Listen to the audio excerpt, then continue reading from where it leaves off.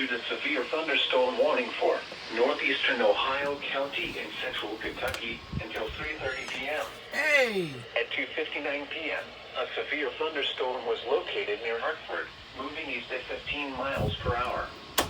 Expected hazards include 60 miles per hour wind gusts and penny-sized hail.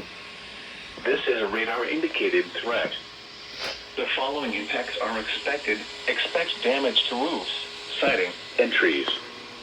Locations impacted include Hartford, Beaver Dam, Forbesville, Dookiehurst, Horse Branch, Taffy, Olayton, Horton, Windy Hill, and Dundee. Repeating, a severe thunderstorm warning has been issued until 3:30 p.m. for the following county: Ohio, Kentucky. It doesn't shut off. The National